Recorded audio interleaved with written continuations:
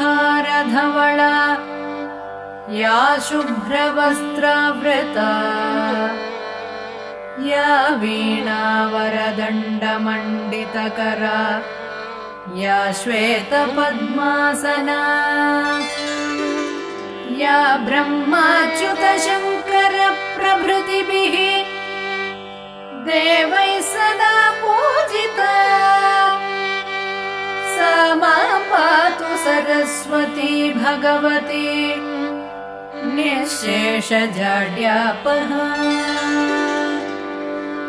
दोर्भिर्युक्ता चतुर्भिः स्फटिकमणिनिभैरक्षमालां तधाना हस्तेनैकेन पद्मं सितमपि च शुकं पुस्तकं चापरेण भासा कुन्देन्दुशङ्खस्फटिकमणिनिभा भासमाना समाना सा मे वाग्देवतेयं निवसतु वदने सर्वदा सुप्रसन्ना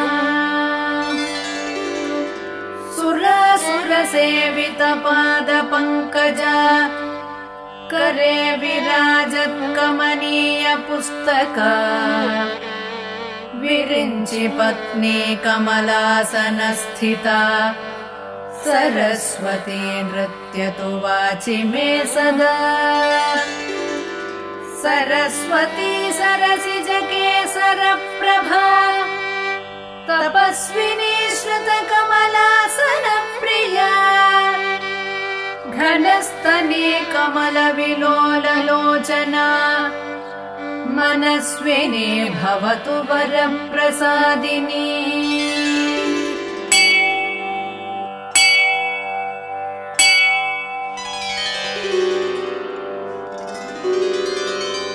सरस्वती नमस्तुभ्यं वरदे कामरूपिणी विद्यारम्भं करिष्यामि सिद्धिर्भवतु मे सदा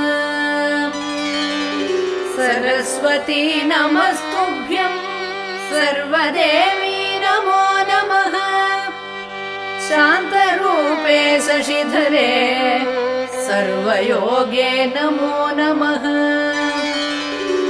नित्यानन्दे निराधारे निष्कलायै नमो नमः विद्याधरे विशालाक्षै शुद्धज्ञाने नमो नमः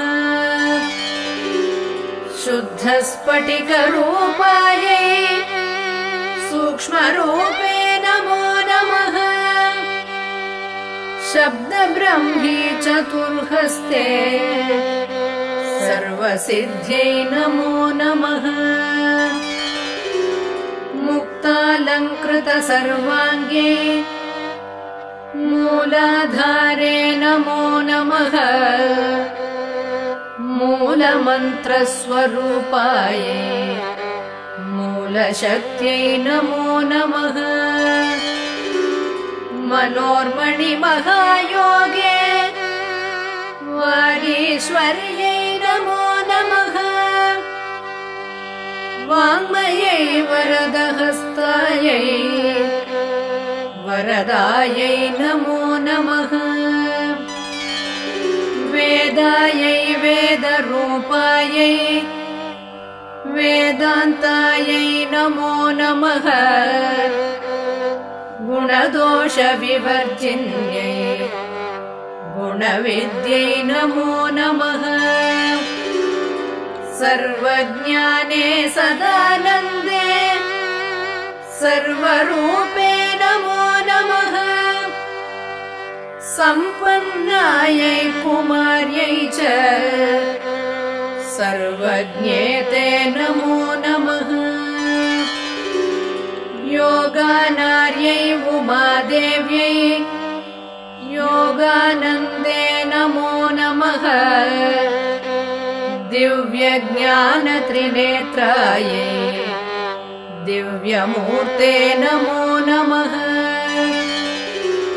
अर्धचन्द्रजटाधारी चन्द्रबिम्बे नमो नमः चन्द्रादित्यजटाधारी चन्द्रबिम्बे नमो नमः।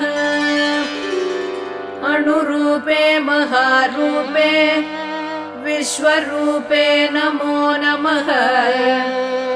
अणिमाद्यष्टसिद्धायै आनन्दायै नमो नमः। ज्ञानविज्ञानरूपायै ज्ञानमूर्ते नमो नमः। ज्ञानशास्त्रस्वरूपायै नानारूपे नमो नमः। पद्मजा पद्मवंशा च पद्मरूपे नमो नमः।